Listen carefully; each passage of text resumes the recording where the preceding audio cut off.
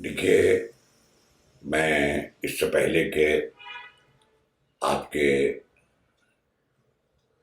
ان سوالات کا جواب دوں، میں ایک واضح کرنا چاہتا ہوں ایک بات۔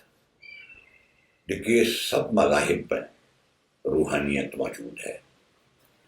دنیا کا کسی مذہب کو آپ اٹھا کے دیکھیے، اس کی تاریخ، تو اس میں روحانیت آپ کو ملے گی۔ اس روحانیت کا ایک یعنی متبادل لفظ انگریزی میں مسٹسزم ہے، اور ظاہر ہے ہم اسے عرفان کہتے ہیں۔ ایک عرفان ہے اور ایک ہے عرفان اسلامی۔ اس میں فرق سب سے پہلے ہمیں سمجھنا چاہیے۔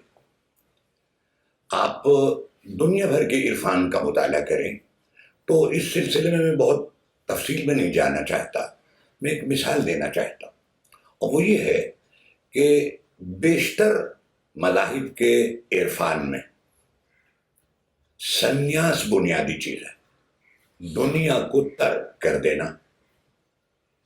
اس کے بالکل برعکس اسلامی تصوف ہے، یعنی دنیا میں رہ کر تزکیہ نفس کرنا، اپنے آپ کو پاک صاف کرنا۔ کچھ لوگ کہتے ہیں جب تک آپ دنیا کو ترک نہیں کریں گے دنیا آپ کا پیچھا نہیں چھوڑے گی، اسلام اس کے خلاف ہے۔ وہ کہتا ہے نہیں، آپ کو دنیا میں رہنا ہے اور اس دنیا کی تمام اچھائیوں اور برائیوں کو آنکھوں سے دیکھنا ہے، اس کو روکنا ہے۔ یہی تصوف ہے۔ تو یہ بنیادی فرق ہمیں اپنے ذہن میں رکھنا چاہیے۔ اب میں آپ کی بات کا جواب دیتا ہوں۔ دیکھیے، ظاہر ہے مسلمانوں کی آمد کے ساتھ ساتھ یہاں عرفا بھی آئے۔ کچھ لوگوں نے جو اسلامی تصوف ہندوستان میں اس پر کتابیں لکھی ہیں، وہ یہ بھی بتاتے ہیں کہ اس سے پہلے کہ یہاں مسلمانوں کی حکومت قائم ہو، یہاں کچھ صوفی آ گئے تھے، اور مثلاً وہ یہاں مختلف جگہوں پر انہوں نے اپنے زاویے، اپنی خانقاہیں بنا لی تھی اور اپنے کام میں مصروف تھے۔ وہ کام کیا تھا؟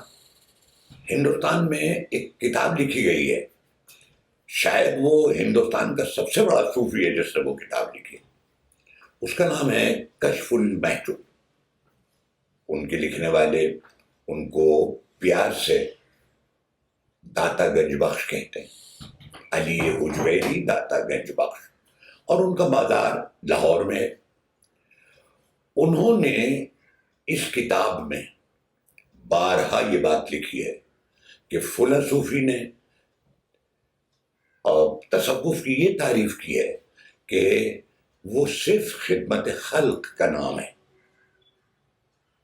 بھول جائیے یہ لفظ کہاں سے آیا، یہ اس کی کیا اصل ہے، یہ عربی کا لفظ ہے، یہ یونانی لفظ ہے، یہ سنسکرت کا لفظ ہے، اس کو بھول جائیں آپ۔ معنی یہ ہے تصوف کے کہ ایک انسان، ایک صوفی پروردگار عالم کی مخلوق کی خدمت کرے۔ اب میں آپ کو دیکھیے بتاتا ہوں کہ ایک خرقانی نام کے ایک بزرگ گزرے ہیں ایران میں، ان کی خانقاہ آج بھی ہے۔ ان کی خانقاہ کے دروازے پر ایک کتبہ لگا ہوا ہے، وہ فارسی میں ہے، جس کا ترجمہ یہ ہے کہ یہاں آنے والے سے اس کا مذہب نہ پوچھنا، اس کی خاطر مدارات کرنا، کھانا کھلانا، پانی پلانا، یہ ہے تصور۔ اس تصور کے ساتھ ہمیں صوفیہ کی تمام ایکٹیویٹیز کا، وہ انہوں نے لکھنے میں کی ہوں، انہوں نے لوگوں کے ساتھ ملنے میں کی ہوں، انہوں نے شاعری کی ہو، یہ جو بنیادی تصور ہے اس کو نہیں بھولنا چاہیے۔ تو ہندوستان میں وہ سب سے پہلی کتاب ہے تصوف کی جو لکھی گئی، اور وہ اپنے کانٹینٹس کے لحاظ سے وہ تاریخ ہے اس زمانے تک اسلامی تصوف کی۔ دنیا بھر میں، عالم اسلام میں جہاں جہاں صوفی تھے ان سب کا ذکر ہے اس میں، ان کی تعلیمات کا ذکر ہے اس میں۔ اگر انہوں نے کوئی ایسی بات کہی ہے جو مثلا لکھنے والوں کو یہ محسوس ہوا ہے کہ بھئی یہ بات تو ہمیں لکھنی چاہیے، وہ اس نے لکھی ہے. وہ ایسی ایک مبارک کتاب ثابت ہوئی کہ آج تک جو بھی تصوف کی تاریخ لکھنے بیٹھتا ہے یہ ممکن نہیں ہے کہ وہ اسے نظر انداز کر دے. وہ کوئی انگریز ہو انگریزی میں لکھے، وہ اردو میں لکھے، فارسی میں لکھے، عربی میں لکھے، کشف المحجوب اس کا ایک سورس لازمی طور پر ہوتی ہے. یہی وجہ ہے کہ اس کا انگریزی میں ترجمہ ہوا ہے، اس کا جرمنی میں ترجمہ ہوا ہے، اس کا وہ فارسی میں کتاب ہے، اردو میں ہوا ہے. اور ساری دنیا میں جہاں تصوف موضوع بحث ہے یا موضوع مطالعہ ہے، یہ کتاب ضرور مثلا مطالعے میں رہتی ہے.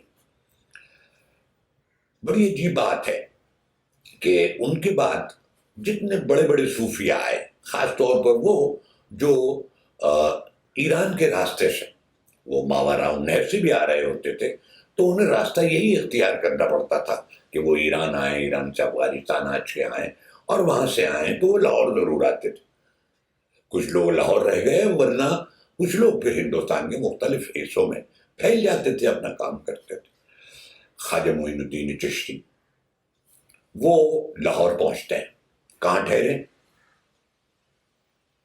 لیکن وہ یہ جانتے تھے کہ مجھ سے پہلے یہاں ایک بزرگ آئے تھے، ان کی یہاں خانقاہ ہے، اور وہ داتا گنج بخش کی خانقاہ میں گئے، وہاں رکے، وہاں انہوں نے عبادت کی، اور پھر اس کے بعد جہاں انہیں سیٹل ہونا تھا، جہاں انہیں جانا تھا، اس کا فیصلہ کیا اور اجمیر چلے گئے. صرف وہی نہیں، ان کے فوری بعد ان کے خلیفہ آتے ہیں یا خواجہ قطب الدین بختیار کاکی. ان کے بارے میں بھی یہ ہے، اور یہ مصدقہ ہے، کہ وہ بھی داتا گنج بخش کی خانقاہ میں رکے. بڑی اچھی بات ہے یہ. دیکھیے میں نے آپ کو بتایا کہ بہت سارے سلسلے ہیں تصوف کے، کوئی چشتی ہے، کوئی نقشبندی ہے، کوئی سہروردی ہے، کوئی اویسی ہے، بہت سارے سلسلے. انہوں نے کبھی آپس میں کمپٹیشن نہیں کیا. انہوں نے دیکھا ہے بہت بڑے بزرگ صوفی بڑی محنت کر رہے ہیں، اجمیر میں بیٹھے. اب اجمیر میں کوئی نہیں گیا، کسی اور سلسلے کا بزرگ نہیں گیا، کہ وہ ایک بیٹھے تو ہیں، کام کر رہے ہیں، چلو ہمیں وہاں چلنا چاہیے جہاں کوئی نہیں ہے. کمپٹیشن نہیں تھا، اس لیے ایک دوسرے کی عزت کرتے تھے، اور جہاں تک ہوتا تھا ایک دوسرے کی مدد کرتے تھے. بڑا میں آپ کو ایک دلچسپ قصہ سناتا ہوں کہ کیا زکریا ہے ملتانی، ملتان میں ان کا بہت بڑی ان کی خانقاہ، بڑا ان کا اثر، حتیٰ بادشاہ اور وقت کے اس زمانے کے جو بادشاہ وہ ان کی عزت کرتے تھے، اور وہ غالباً اپنے دور کی سب سے مالدار خانقاہ بھی تھی. تو ظاہر بہت انتظام تھا، لوگ آتے تھے، رکتے تھے. خانقاہ یہ بھی تھی. بہت آپ کو ملے گا، کوئی کتاب اٹھا لیں آپ تصوف کی، خاص طور پر یہ جو ملفوظات ہیں، اس میں ہمیں پتہ چلتا ہے ان سے کہ ایک مسافر گزرا، وہ وہاں آ گیا، اب وہ وہاں اسے کم از کم سر چھپانے کی جگہ مل گئی.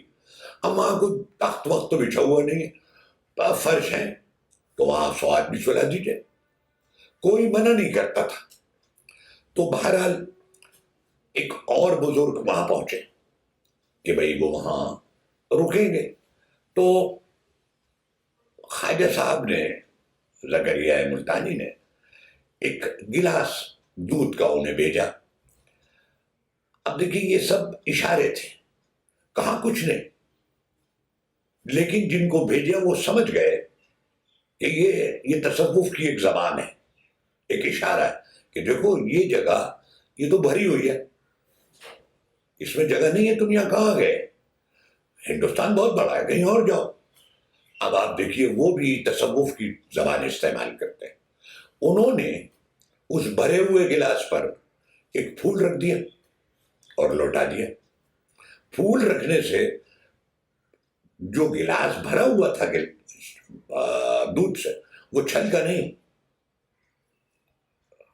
خواجہ زکریا سمجھ گئے کہ کیا کہہ رہے ہیں وہ، پھر انہوں نے ان سے کچھ نہیں کہا. یہ آپس کی زبان تھی اور یہ خلوص تھا، چونکہ مقصد ان کا خدمت خلق تھا، ایک دوسرے کو نیچا دکھا کر آگے بڑھانا نہیں تھا. کیونکہ تصوف تو جیسا میں نے ابھی عرض کیا، یہ تو نام ہے تزکیہ نفس کا. ہم اپنے نفس کو دنیا کی آلودگیوں سے پاک کرتے ہیں. مجھے یاد آتا ہے کہ حضرت خواجہ نظام الدین اولیاء اسی جہاں آپ تشریف رکھتے ہیں، یہ غیاث پور ہے، یہی ان کی خانقاہ آج تک ہے. تو وہ یہاں انہوں نے ایک چھوٹی سی مسجد موجود ہے، کہ خانقاہ یہاں بیٹھے رہتے تھے، عبادت کرتے تھے. یہاں کیقوبات نے اسے اپنا کیپٹل بنا لیا، اور کلو کھڑی کو اب جب اس نے کیپٹل بنا لیا، یا مثلا وہ یہاں اپنا محل بنا لیا، پھر اس کی وجہ سے اس کو عمرہ وغیرہ سب یہاں آنے لگے، تو یہاں بھیڑ ہونے لگی. تو خواجہ صاحب کو یہ خیال آیا کہ مجھے یہاں سے چلا جانا چاہیے. یہ تو مخل ہوتے ہیں، وہ جو ایک پرسکون زندگی تھی یہاں، اب وہ یہاں میسر نہیں ہے. تو دلی بہت بڑی ہے، مجھے کہیں اور چلا جانا چاہیے جہاں میں سکون سے بیٹھ کر یاد الہی کر سکوں. یہ خیال آیا انہیں. تو انہوں نے خود لکھا ہے کہ ایک بزرگ آئے، ایک صاحب آئے، اور انہوں نے مجھ سے کہا کہ آپ غالباً یہاں سے جانا چاہتے ہیں، یہ مناسب نہیں ہے. اور یہ مثلاً ہمارے صوفیہ حضرات اس کو ایک مثال سے بھی بیان کرتے ہیں کہ تصوف اور صوفیہ طریقہ کار یہ ہے کہ جیسے بطخ ہوتی ہے، دریا میں تیر رہی ہے، جب وہ تیرتی ہوئی کنارے پر آتی ہے تو اس کے پروں پر، یہ قدرت کا قانون ہے، ایک طبیعت ہے کہ اس کے پروں پر پانی نہیں ہوتا، وہ خشک آتی ہے بات. یہی صوفیہ کہ اس دنیا کے پانی میں آپ تیریں، لیکن جب ایک طرف آئے آپ تو آپ پر اس دنیا کی کوئی چیز آپ پر نہ لگی ہو. اسی طرح خود حضرت خواجہ نظام الدین اولیاء کے جو خلیفہ ارشد تھے دلی میں، ان کا مزار ہے یہاں چراغ دہلی، خواجہ نصیر الدین چراغ دہلی. انہوں نے بھی ایک دفعہ حضرت خواجہ نظام الدین اولیاء سے اجازت چاہی کہ آپ اگر اجازت دیں تو میں کہیں ایک کونے میں چلا جاؤں. ان پر بہت یعنی بے پناہ، اور جسے کہنا چاہیے درویشی سوار تھی. انہوں نے ان سے کہا کہ دیکھو، یہ تصوف نہیں ہے جو تصور تمہارا ہے، تمہیں دنیا میں رہ کر عبادت کرنی ہے. اور پھر یہ واقعہ سنایا جو میں نے آپ کو، میرے کہنے مجھے بھی آیا تھا یہ خیال، لیکن خدا نے مجھے ہدایت دی، کسی کو بھیجا، اور مجھ سے اس نے کہا کہ نہیں، آپ کو یہیں رہنا. یہ ہے تصوف. اب میں آپ کو بتاتا ہوں کہ ہندوستان میں بڑے صوفیہ، کوئی جگہ ایسی نہیں ہے جہاں صوفیہ نہ گئے ہوں اور انہوں نے اپنا کام نہ کیا. کام وہی ہے، دیکھیے میں نے آپ سے عرض کیا، جسے خدمت خلق کہتے ہیں. اس کے نتائج بہت سارے ہوتے ہیں، میں نتائج پر نہیں گفتگو کرنا چاہتا. وہ کسی سے نہیں کہتے تھے کہ آپ مسلمان ہو جائیے، یہ آپ یہ کیجئے. وہ تو بیٹھے ہیں کام کر رہے ہیں. آنے والے دیکھتے تھے کہ یہ بزرگ ہیں، اپنی مشکلیں بتاتے تھے، وہ ان کو کوئی دعا بتاتی کہ بھئی دعا کیا کرو. یہ اس طرح انہوں نے محسوس کیا کہ یہ تو ایک عجیب و غریب آدمی ہے، یہ اپنے اس اخلاق کی وجہ سے یہاں تک پہنچا ہے، آؤ ہم بھی اس کی پیروی کریں. اس پیروی نے یہاں، ان کی پیروی نے یہاں بڑی تعداد میں لوگوں کو مسلمان بنایا ہے. میں ایک واقعہ سناتا ہوں آپ کو. حضرت نظام الدین اولیاء کا ایک مرید تھا، وہ ایک دن آپ کی خانقاہ میں اپنے ایک دوست کو لے کے آیا، وہ ہندو تھا، اور خواجہ صاحب سے کہا کہ یہ بہت عرصے سے مجھ سے کہتے ہیں کہ میں مسلمان ہونا چاہتا ہوں، تو آپ سے زیادہ بہتر کون ہوگا آدمی جو انہیں مسلمان کرے. انہوں نے سنی اس کی ساری باتیں، بیٹھا تھا وہ ان کی خانقاہ.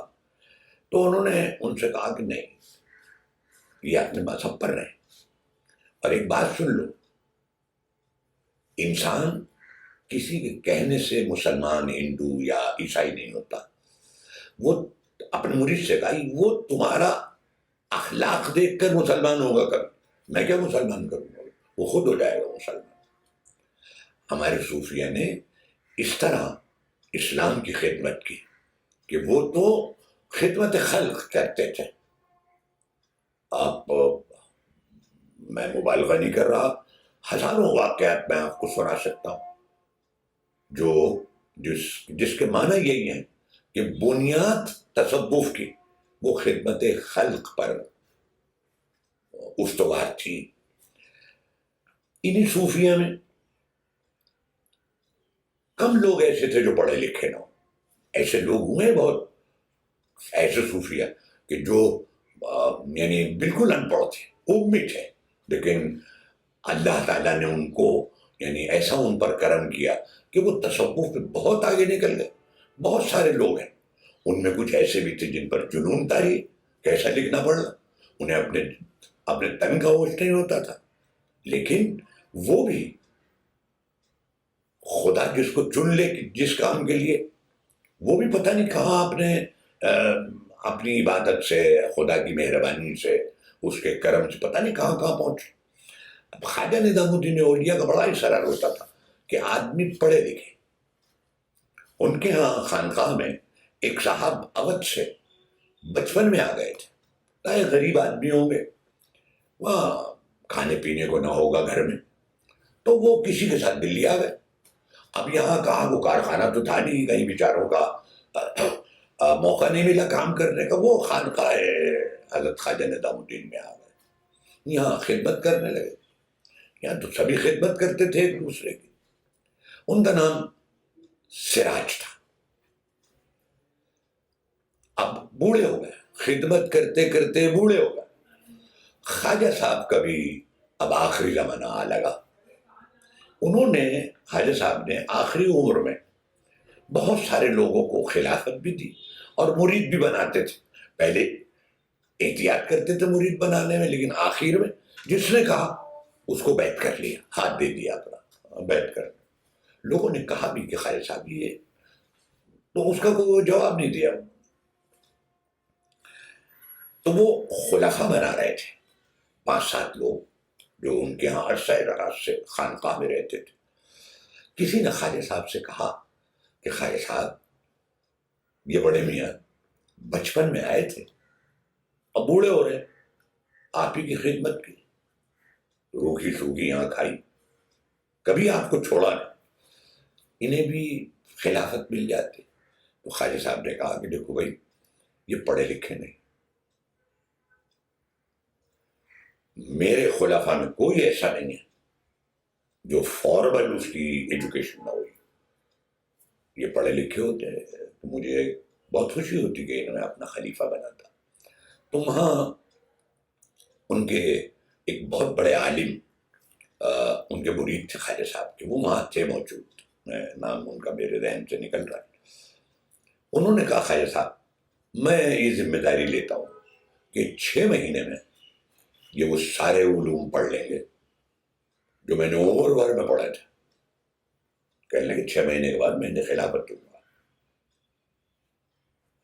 کیا درجہ تھا ان کا آپ دیکھیے سراج کا، انہیں خانقاہ میں اخی سراج کہا جاتا تھا۔ یہ اخی عربی کا لفظ ہے، اس کے معنی ہوتے ہیں بھائی۔ خانقاہ کا کوئی آدمی اخی کے نام سے نہیں مانا جاتا، کسی کا نام نہیں ہے اخی کے ساتھ، انہیں اخی سراج کہا جاتا تھا۔ کس قدر محبوب تھے خانقاہ کے لوگوں کے لیے وہ، کہ انہیں بھائی کہتے تھے لوگ۔ اور آپ اگر دیکھیں تصوف کی تاریخ، یہ لفظ اخی یہ ایک بہت وسیع مفہوم کا لفظ ہے، بڑے وسیع مفہوم کا۔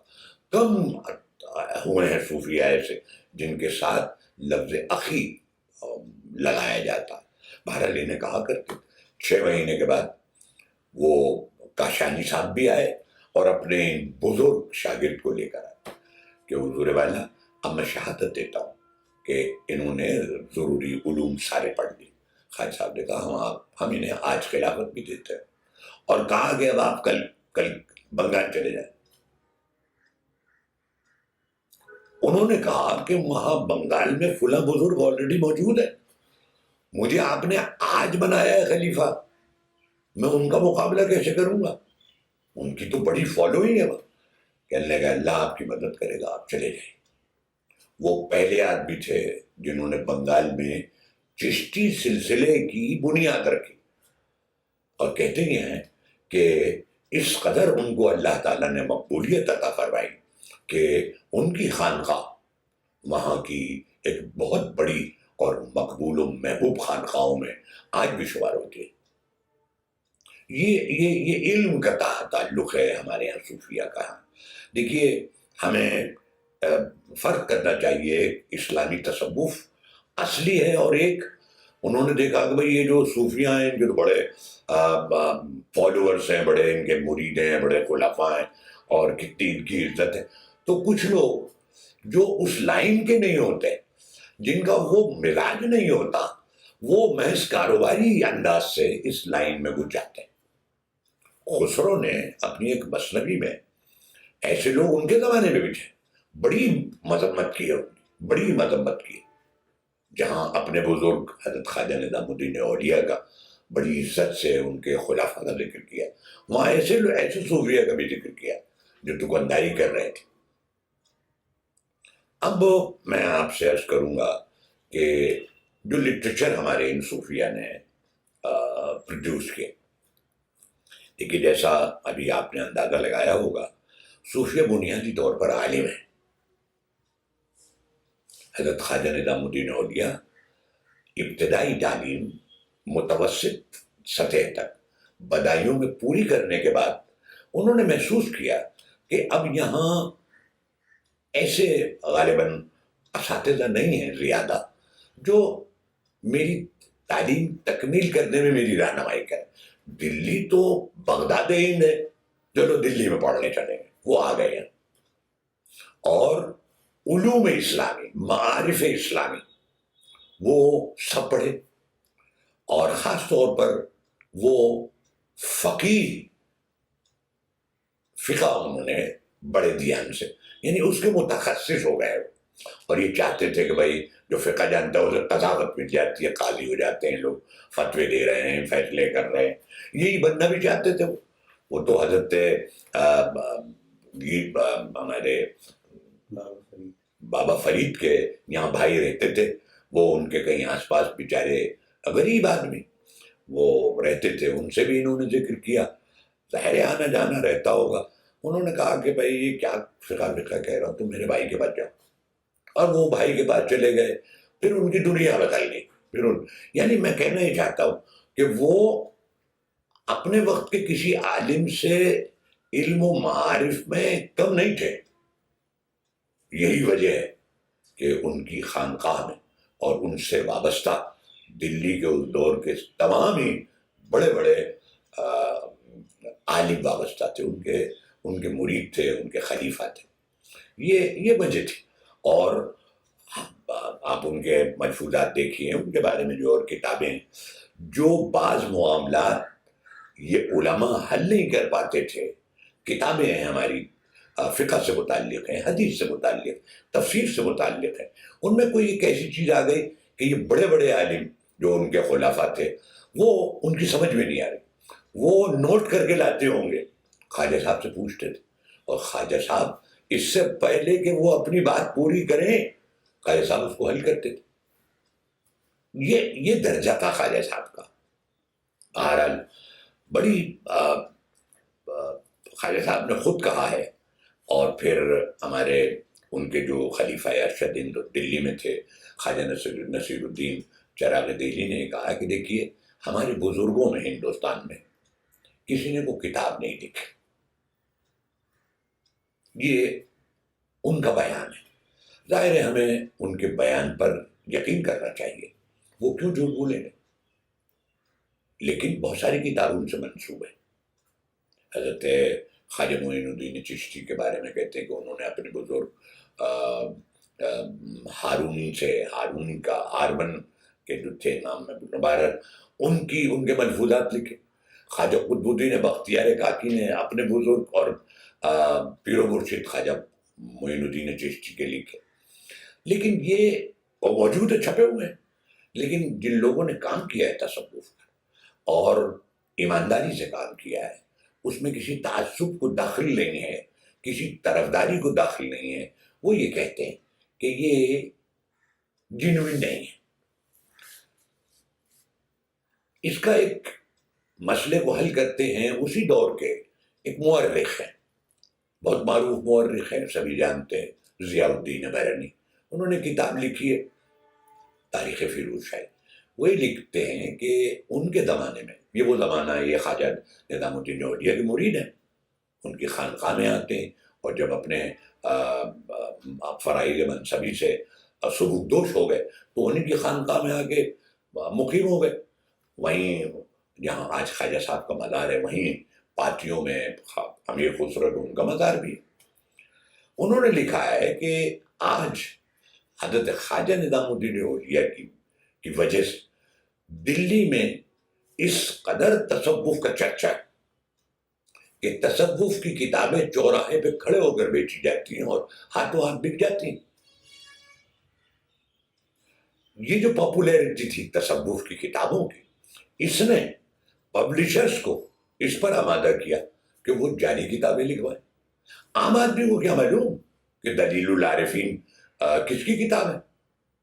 تصوف کی کتاب وہ خرید لیتا تھا۔ یہ جو بے پناہ مقبولیت حاصل ہوئی اور اس کی وجہ حضرت محبوب الہی کا دلی میں موجود ہونا تھا، ان کی تعلیمات کا اثر تھا کہ یہ تصوف اس کے بڑے خریدار پیدا ہو گئے ہیں ہندوستان دلی میں۔ اور پھر اس ماحول نے ہمارے پبلشرز کو ظاہر ہے اس پر آمادہ کیا کہ وہ ادھر ادھر سے کتابوں سے کچھ اقتباس کر کے نئی کتاب بنانی۔ تو یہ میں بتانا چاہتا ہوں کہ حضرت خواجہ نظام الدین اولیا کے زمانے تک چشتی بزرگوں نے یہاں کوئی کتاب نہیں لکھی۔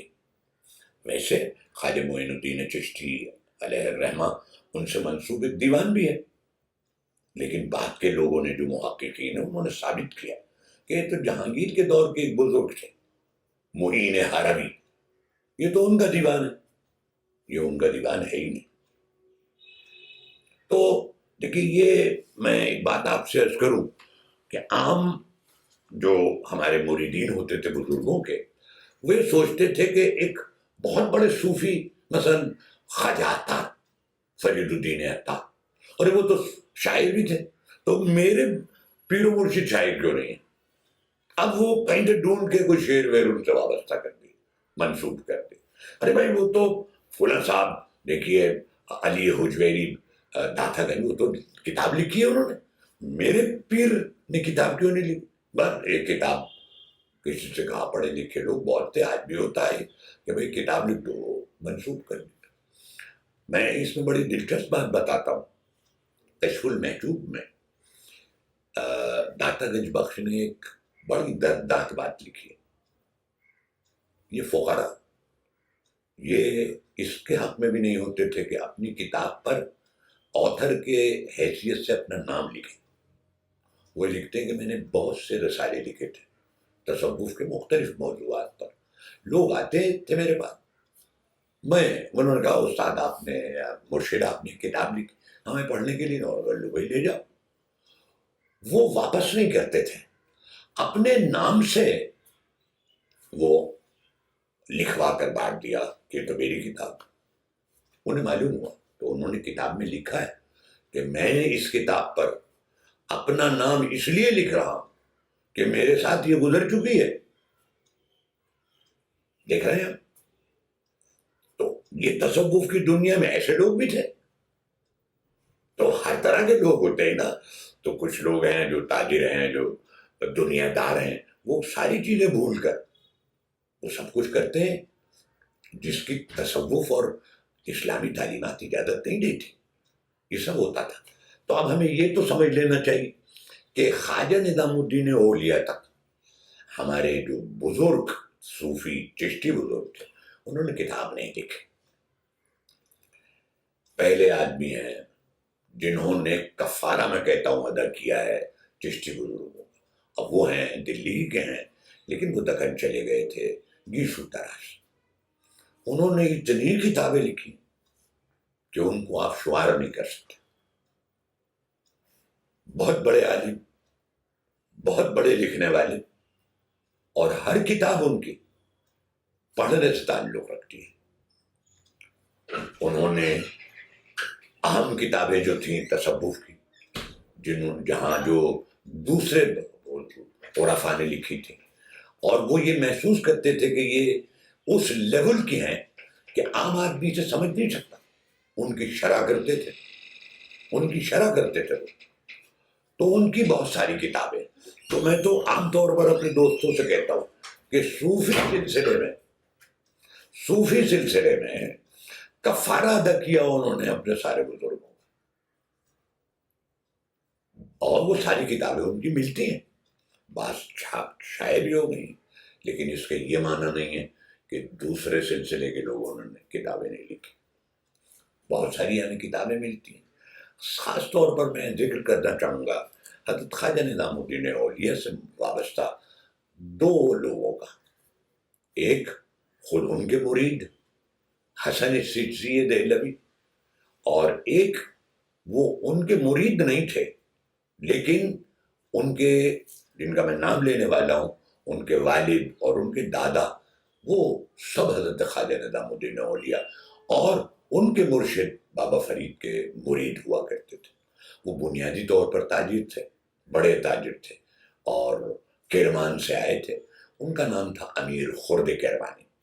انہوں نے سیر الاولیاء لکھی، اور حضرت امیر حسن سجزی نے حضرت خواجہ نظام الدین اولیاء کے ملفوظات جمع کیے، اور اس کا نام فوائد الفواد ہے، یعنی دل کے فائدے کی چیزیں.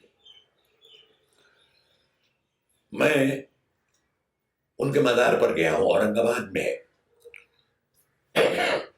یہ محمد بن تغلق نے زبردستی یہاں سے لوگوں کو دلی سے دکن بھیج دیا تھا، تو وہ بھی ان میں سے ایک تھے.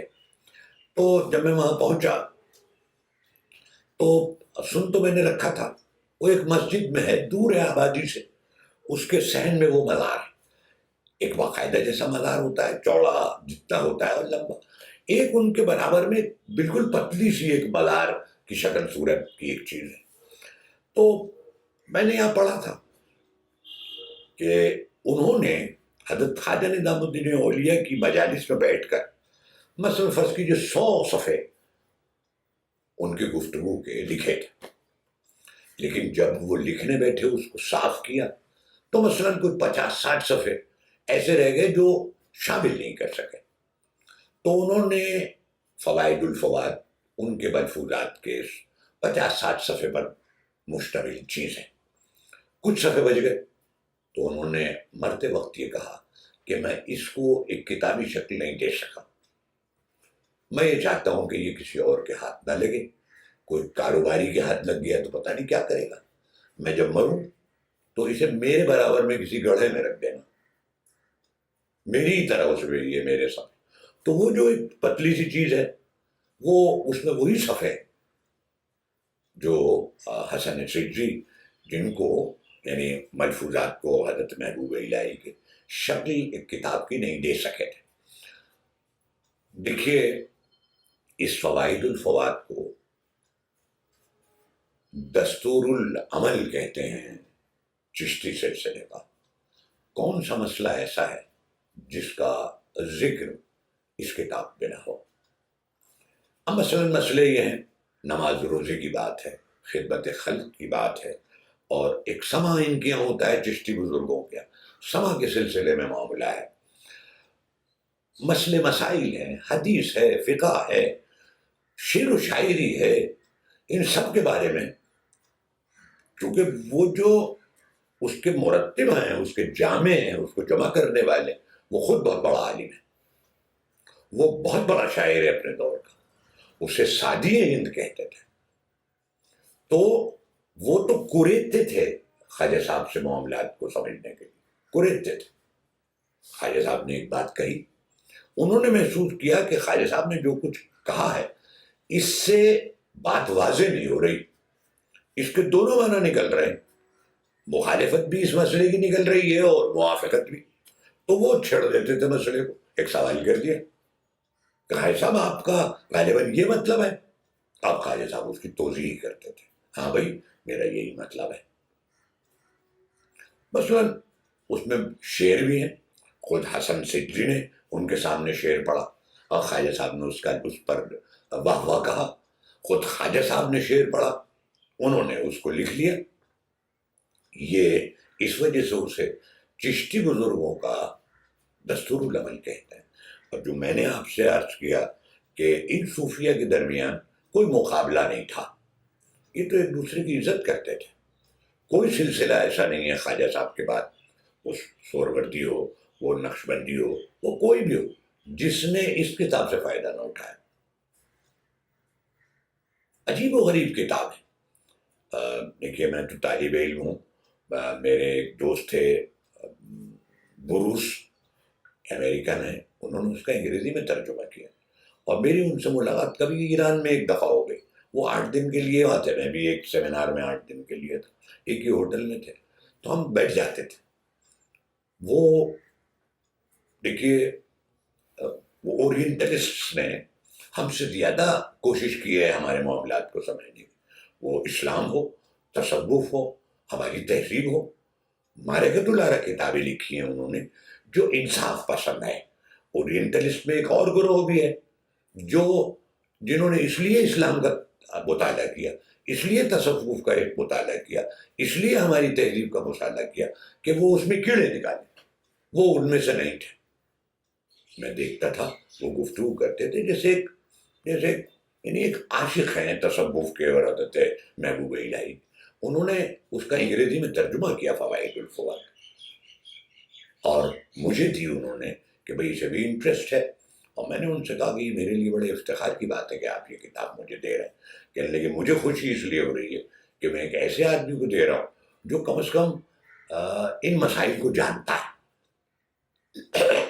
تو اب میں نے جیسا بھی عرض کیا آپ سے کہ جو ہمارے بزرگوں کے مثلاً مرید تھے, خلفاء تھے, وہ کبھی کبھی یہ بات سوچا کرتے تھے کہ ہمارے بزرگ فلاں جو بہت بڑے بزرگ ہیں, مثلاً مولانا روم ہیں, عطار ہیں, سنائی ہیں, یہ بڑے بڑے لوگ ہیں, یہ تصوف, یہ سب شاعر تھے.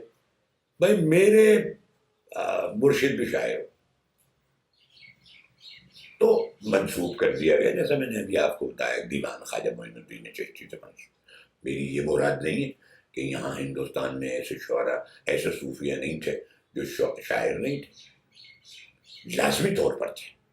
ان کے دواوین چھپے, اور مثلاً حضرت نظام الدین اولیائی کے ایک معاصر ہے, اور کیا ان کا شرف الدین پانی پتی قلندر ان کے نام کے ساتھ ہے. ان کے دواوین ہیں, ان کی مثنوی ہے گل و بلبل. اور ایک بات اور آپ سمجھ لیجیے کہ علم کی تلاش, اس نے ہمارے بڑی تعداد میں صوفیہ کو نچلا نہیں بیٹھنے دیا. انہوں نے سنا کہ ایک بزرگ ہیں پورنیہ میں رہتے ہیں. اب آپ سوچئے نہ ان کے بعد کچھ یعنی وسائل ہے کہ وہ سفر کر سکتے ہیں, اور پورنیہ یہاں نہیں ہے, ترکی میں ہے, یہاں سے ترکی جانا پڑے گا اگر آپ کو مولانا سے ملنا ہے. اور یہ شرف الدین بو علی شاہ قلندر, انہیں یہ خیال آیا کہ مجھے عالم اسلام کا سفر کرنا چاہیے, جہاں جو بڑا عالم ہے, صوفی ہے, اس سے کسب فیض کرنا چاہیے. یہ اسی سلسلے میں قونیہ پہنچ گئے. قونیہ میں مولانا روم سے ملے, اور جہاں تک مجھے معلوم ہے, ظاہر ہے میری ناقص اطلاعات ہیں, میں یہ دعوت میں کر ہی نہیں سکتا کہ میں سبھی کچھ جانتا ہوں, لیکن جہاں تک میں نے پڑھا یہ واحد آدمی ہے ہندوستانی جنہوں نے مولانا سے ملاقات کی تھی. تو بو علی شاہ قلندر وہ پہلے اور شاید آخری ہندوستانی صوفی ہیں جو مولانا روم جلال الدین رومی سے ملے, قونیہ گئے, عالم اسلام کا سفر کر رہے تھے, قونیہ بھی پہنچے, ان سے ملے, اور جب واپس آئے تو انہوں نے ان کی مثنوی, جسے ہم مثنوی مانوی کہتے ہیں, اس کی پیروی میں ایک مثنوی لکھی, چھوٹی سی مثنوی ہے, وہ گل و بلبل نام ہے. اس میں انہوں نے چند شعر مثنوی کے تضمین کیے ہیں، شامل کیے ہیں. وہی بحر ہے، وہی موضوع ہے، تصوف موضوع ہے. تو ہمارے ہاں بہت سارے صوفی شاعر گزرے، اور ظاہر ہے بھائی وہ ایک مخصوص مزاج ہے ان کا. اور مثلاً عبادت خدا بندی ہے، مثلاً خدمت خلق ہے، اور بہت سارے ہمارے اسلامی امور پر وہ گفتگو کرتے ہیں اپنے یہاں شاعری پر. اور وہ یہ بھی بیان کرتے ہیں اپنے یہاں شاعری میں کہ ایک انسان جو معرفت خداوندی چاہتا ہے اسے کن کن مراحل سے گزرنا ہوگا، وہ گزر چکے ہوتے ہیں. تو وہ آپ بیتی ہوتی ہے. ایک دوسرا شاعر وہ آپ بیتی نہیں کہہ رہا، مثلاً غالب ہے، وہ کہتے ہیں کہ بھائی تجھے ہم ولی سمجھتے جو نبادہ خار ہوتا. کیسے ولی؟ وہ بہت ان کے ہاں یعنی وحدت الوجود سے متعلق معاملات پر بڑی گفتگو انہوں نے کی اور بڑی اچھی گفتگو کی. لیکن یہ ان کا مطالعہ ہے، یہ ان کی ان پر کیا گزری اس مسئلے میں یہ نہیں ہے.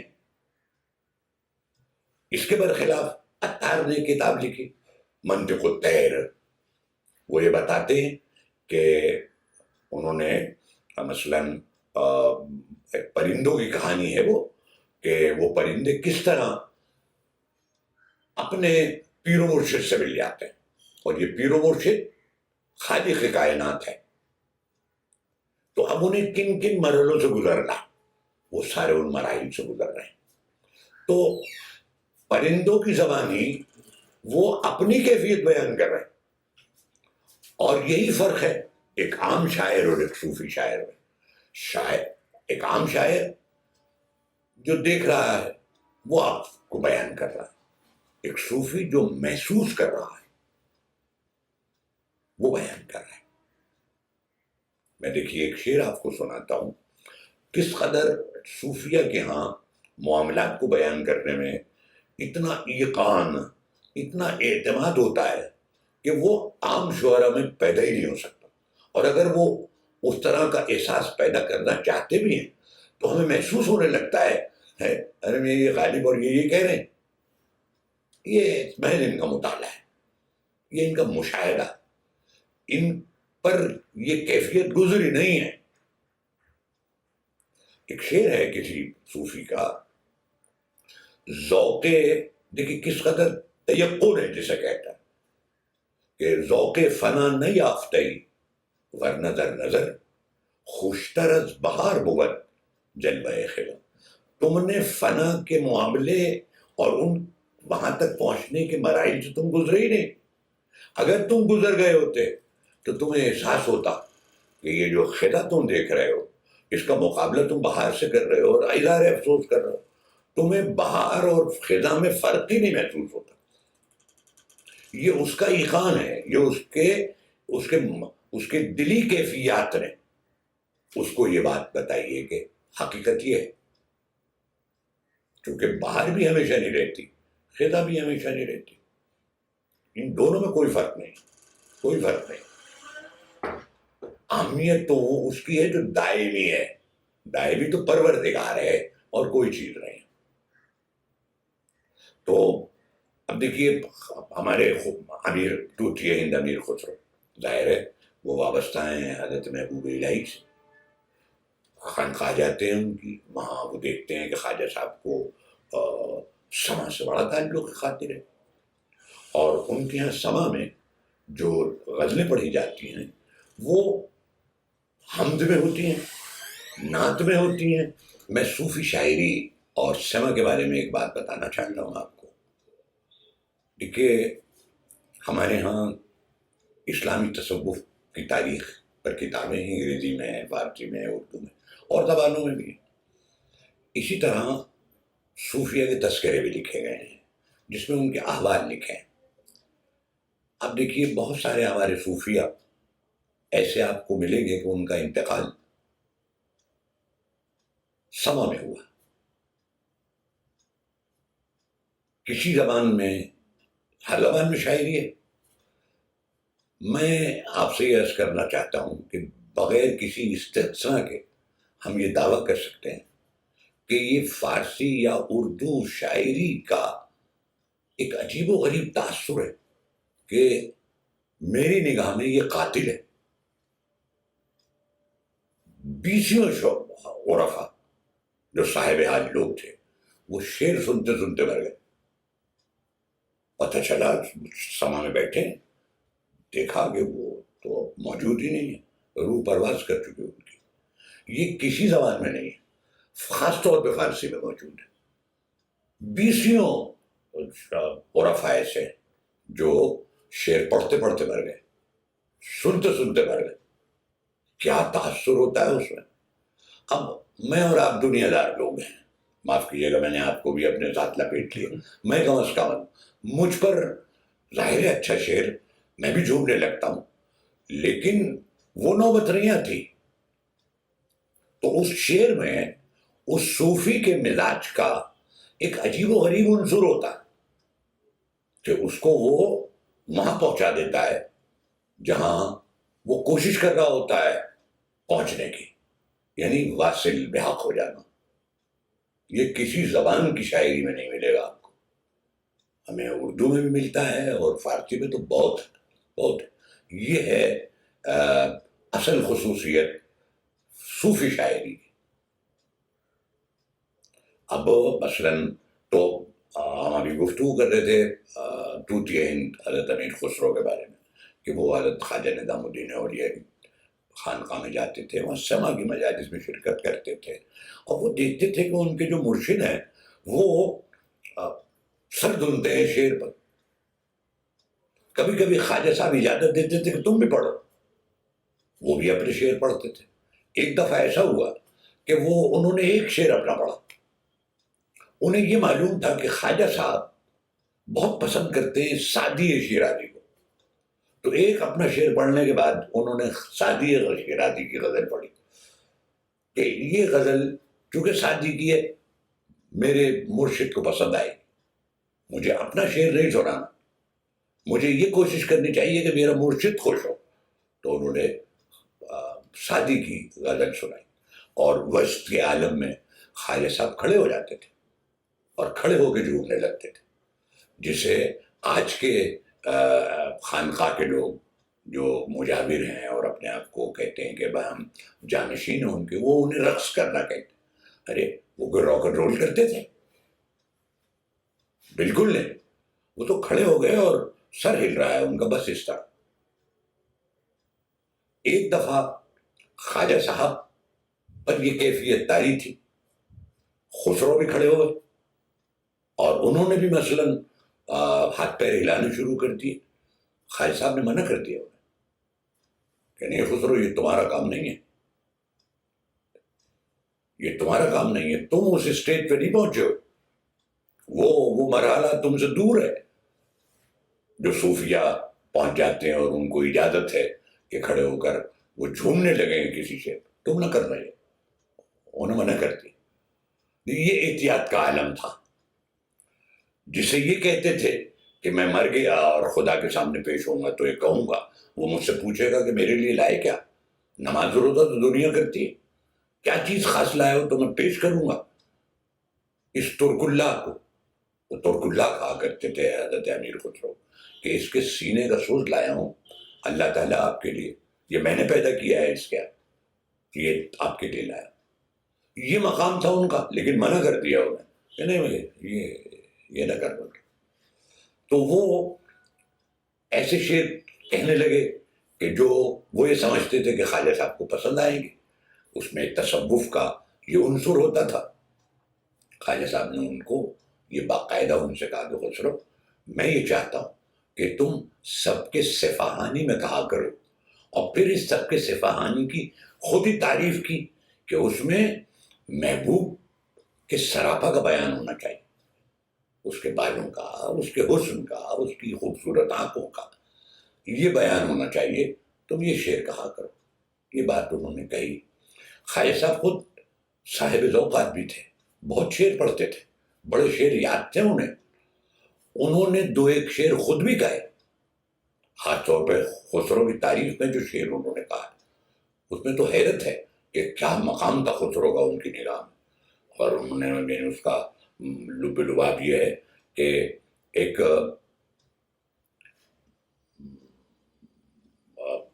فارسی کیا تھے ان کا نام، میں بھول گیا بھائی واقعی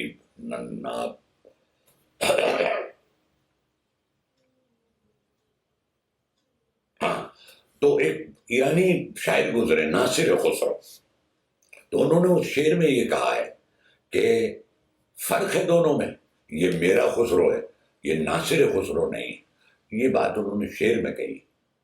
تو وہ ان کی طبیعت شعر کی طرف مائل تھی، وہ شعر کہہ سکتے تھے، لیکن وہ یہ بھی سمجھتے تھے غالباً کہ یہ کم مرتبے کی چیز ہے شعر ویر کہنا، مجھے نہیں کہنا چاہیے، میرا مقصد حیات دوسرا ہے.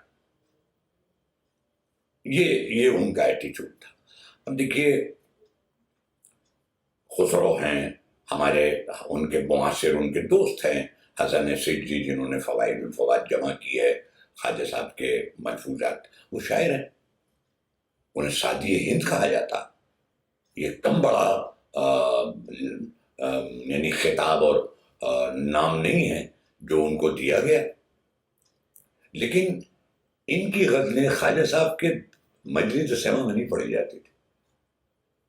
وہ تو سعدی کی غزل ہے، ثنائی کی غزل ہے، اور جناب والا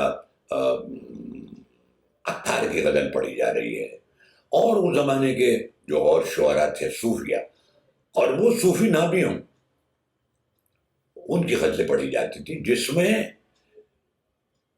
پروردگار کی اور پیغمبر اسلام کی تعریف ہوتی تھی. اس طرح کی غزلیں پڑھی جاتی تھی. دیکھیے ہندوستان میں ایک بزرگ گزرے ہیں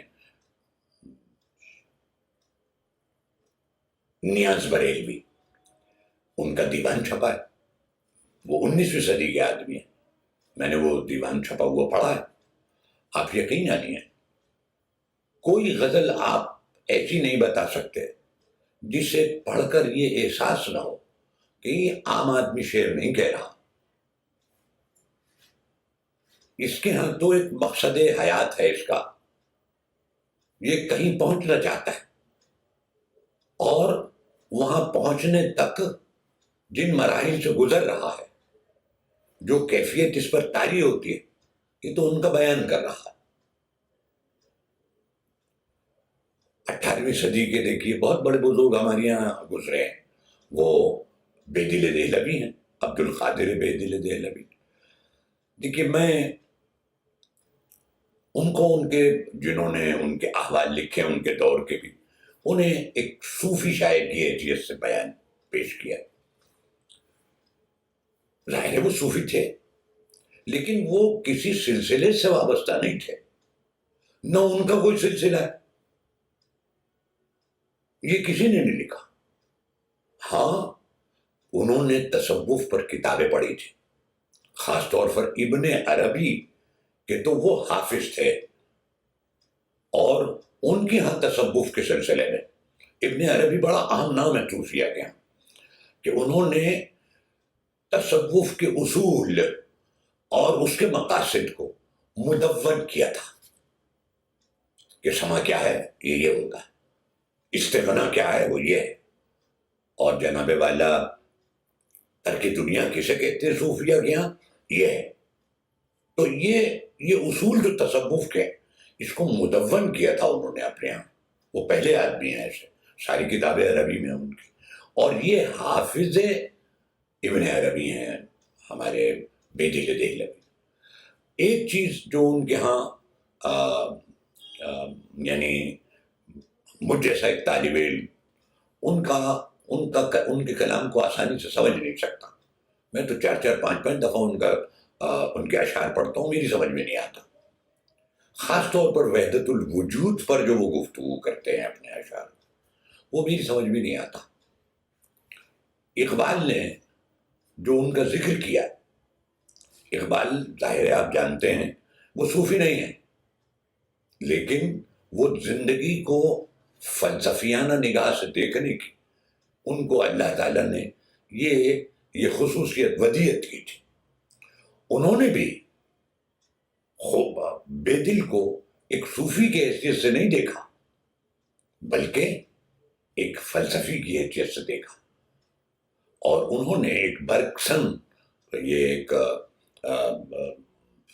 فرانسیسی فلاسفر ہے، اس سے اس کا مقابلہ کیا، کسی صوفی سے نہیں کیا، اور یہ بتایا کہ یہ صوفی، یہ لکھنے والا، یہ فرانسیسی فلاسفر، اس نے فلسفے کو کچھ مسائل پر گفتگو کی لیکن مسئلے حل نہیں کر سکا، چھوڑ دیا. مسئلے کو بیان کیا، جہاں تک حل کر سکتا تھا وہاں تک گیا، پھر چھوڑ دیا، لیکن حل نہیں کر سکا. انہوں نے بے دل کے دیوان سے ایسے اشعار تلاش کیے اور یہ بتایا کہ یہ فرانسیسی فلسفی یہ مسئلہ حل نہیں کر سکا لیکن بے دل نے حل کیا، اور ان کے شعر انہوں نے نقل کی، باقاعدہ ایک مضمون ہے ان کا اس مسئلے پر. تو انہوں نے بھی بے دل کو اس انداز سے زیادہ دیکھا. بہت تعریف کرتے ہیں وہ. آپ جانتے ہیں کہ غالب تو سب سے پہلے شاگرد وہ بے دل ہی گئے. انہوں نے بے دل ہی سے شعر کہنا سیکھا، انہوں نے بے دل ہی سے فلسفہ حیات مستعار لیے. یہ الگ بات ہے کہ پھر ایک دفعہ انہیں یہ محسوس ہوا کہ جس جگہ بے دل ہے میں وہاں نہیں پہنچ سکتا. دوسروں نے بھی انہیں توجہ دلائی کہ تم کس چکر میں پڑ گئے، تم بے دل کی پیروی نہیں کر سکتے، چھوڑ دیا. لیکن آخر تک بے دل کے طلسم سے غالب نکل نہیں سکے. جب موقع ملا جانے انجانے کچھ ایسی گفتگو کی انہوں نے جو یاد دلاتی ہے بے دل کی. بڑی اچھی بات مولانا آزاد نے غبار خاطر میں خط میں ایک جملہ لکھا ہے بے دل کے بارے میں، کہ بے دل نے بعض بالکل ایسے مسائل کو جنہیں ہم سادہ سی زبان میں، سادہ سے انداز میں بیان کر سکتے تھے، انہوں نے انہیں پیچیدہ انداز سے بیان کیا ہے، اور پھر وہ عام قاری کی فہم کی سطح سے وہ اونچے ہو گئے. خود ان کی زندگی میں بھی اور ان کے بعد میں بھی بے دل پر لکھنے والوں نے یہ شکایت کی ہے. انہی کے تقریباً ان کے معاصر ہیں. میں نے وہ تذکرہ ایڈٹ کیا ہے ریاض الشعراء، اس کے لکھنے والے ہیں والہ داغستانی. اب دیکھیے فارسی کہاں تھی، یہ داغستان چچنیا میں ہے، روس میں. تصور فرمائیے کہ وہاں پہ بھی فارسی تھی. تو وہ ایک شخص ایران جاتا ہے، ایران سے پھر ہندوستان آتا ہے، یہاں تذکرہ لکھتا ہے، 1200 صفحے کا تذکرہ ہے. اس نے بے دل کے بارے میں یہی بات لکھی ہے کہ اگر آپ بے دل کا کلام اصفہان میں لے جائیں تو کوئی سمجھے گا نہیں اس کو، فارسی ہے. اب دیکھیے بڑے مسئلے بڑے ٹیڑھے. آپ مجھ سے یہ کہیں کہ آپ فزکس پر ایک کتاب لکھیں تو میں فزکس کی اصطلاحات استعمال کروں گا، تو جو آدمی فزکس جانتا ہے وہ تو سمجھے گا، جو نہیں جانتا وہ بند کر دے گا، وہ کہے بھائی میرے بس کا بات نہیں. یہی بے دل کے ساتھ ہے. انہوں نے جن مسائل پر گفتگو کی ہے ان مسائل کی اپنی اصطلاحات ہیں، اور جہاں انہیں وہ اصطلاحات جو آلریڈی موجود تھی وہ نہیں ملی تو مسئلے کو بیان کرنے کے لیے خود اصطلاح گڑی، مجبور تھے وہ. اب وہ اصطلاح ڈکشنری میں نہیں ہے، اس کے معنی ہمیں ڈکشنری میں ملتے نہیں، سمجھائے کون؟ تو وہ ان کے بہت سارے اشعار ایسے، میں تو سمجھتا ہوں آدھا دیوان ایسا ہے ان کا جس میں ایسی اصطلاحات ہیں جن کو بیان کرنے والا کوئی نہیں. سمجھ میں کیسے آئے گا؟ میں اپنے دوستوں سے کہتا ہوں کہ آپ کو جو یہ اعتراض کرتے ہیں کہ بھائی ہماری سمجھ میں نہیں آتا، وہ بہت آسانی سے فارسی کی ڈکشنریز کو کو ایکسپینڈ کر سکتے ہیں. یہ اصطلاحات یہاں سے نکالیے، سمجھیے شعر سے، اور پھر اس کی تشریح کیجیے. ہزاروں اصطلاحات ایسی ہیں اس میں جو کسی نے، وہ ڈکشنری میں نہیں، وہ تو انہوں نے بنائی تھی، اور اس کے بعد کسی نے یہ کام کیا نہیں. لیکن ڈکشنری اسی طرح تو بنتی ہے کہ ہم جو کتابیں ہوتے ہیں انہیں پڑھتے ہیں، ان میں جو الفاظ آتے ہیں، ان میں جو اصطلاحات آتی ہیں، انہی کتابوں کی مدد سے ان کو سمجھتے ہیں اور پھر ڈکشنری میں شامل کرتے ہیں. ایسا نہیں ہے کہ ایک راہ چلتا یوں ہی کھڑے کھڑے ڈکشنری لکھ دے گا. سب سے پہلی ڈکشنری جو لکھی گئی، پہلی کتابیں لکھی گئی، پھر ان کتابوں کی بنیاد پر ڈکشنری لکھی گئی، اور ان کے معنی ان کتابوں نے ہمیں بتائے. بدقسمتی ہے ہماری کہ وہ 18ویں صدی میں پیدا ہوا، اس کے بعد سے زوال ہوا فارسی کا، اور پھر یعنی یہ نوبت ہی نہیں آئی کہ ہم اس کے آثار پر جو اصطلاحات ہیں، جو الفاظ ہیں جن خاص معنی میں اس نے استعمال کی، ان کی ڈکشنری بنا دیں، تاکہ مجھ جیسا ایک طالب علم ان کے اشعار سے ان کے مطالب کو سمجھ سکتا. وہ نہیں سمجھ میں آتے. لیکن بڑی دلچسپ بات ہے یہ کہ آج سے 50-60 برس پہلے ایران میں جدید شاعری شروع ہوئی، اور اس میں معاف کیجیے گا، جدید شعراء نے یہ بات کہی کہ ہم کو جو نئی باتیں ہم بیان کر رہے ہیں، اب ان کو بیان کرنے کے لیے ہمیں نئی اصطلاحات کی ضرورت ہے. یہ نئی اصطلاحات کی تلاش میں انہوں نے بیدل پڑھا، اور انہیں بیدل کے ہاں بڑی تعداد میں ایسی اصطلاحات ملی جو انہوں نے استعمال کی. ایک سہراب سغیری شاعر ہے، اسے ایران کا بیدل کہتے ہیں، جدید شاعر. وہ یہ کہتا ہے کہ مجھ کو اپنے معاملات، اپنے افکار اور اپنی بات کہنے کے لیے اگر کسی کا کلام میری مدد کرتا ہے تو وہ بیدل ہے. دیکھیے، میں ایران گیا ہوں، تاجکستان گیا ہوں، یہ دو جگہ تو ایسی ہیں جہاں ہزاروں کی تعداد میں لوگ بیدل کے عاشق ہیں. میں افغانستان گیا، وہاں مجھے کوئی لینے نہیں آیا تھا، تو میں ٹیکسی سے ہوٹل جا رہا تھا. ڈرائیور نے محسوس کیا کہ میں ہندوستانی ہوں یا پاکستانی ہوں، تو وہ خود بخود بیدل کے اشعار پڑھنے لگا، معنی بتانے لگا مجھے. وہاں انجمن ہے، انجمن ہائے بیدل، بیدل کے نام سے انجمن ہے. وہاں لوگ ہفتے میں جمع ہوتے ہیں، بیدل کی غزل ایک ساتھ تیار کر کے لائیں، وہ بیان کرتے ہیں. تو بیدل کو آج بھی افغانستان اور تاجکستان میں باقاعدہ ایک مہم کے انداز میں سمجھنے کی کوشش کی جاتی ہے، سمجھانے کی کوشش کی جاتی ہے. یہ کوئی معمولی بات نہیں ہے کہ مجھے بیدل کا ایک انتخاب ملا. وہ حیدرآباد میں ایک لائبریری میں ہے. میں نے کسی طرح وہ اس کا عکس وکس حاصل کیا اور اس کو ایڈٹ کیا اور چھاپا. اس کی خصوصیت یہ ہے کہ اس کے حواشی پر بیدل، کسی اور نے بیدل کا کلام انتخاب کیا اور پھر بیدل کو دکھایا کہ استاد دیکھیے، آپ کی دیوان سے جو مجھے اچھی غزلیں لگی وہ میں نے انتخاب کیا. تو بیدل کو جب دکھایا تو انہوں نے قلم اٹھایا اور اپنی پسندیدہ غزلیں اس کے تقریباً ہر صفحے کے حاشیے پر اپنے ہاتھ سے لکھی.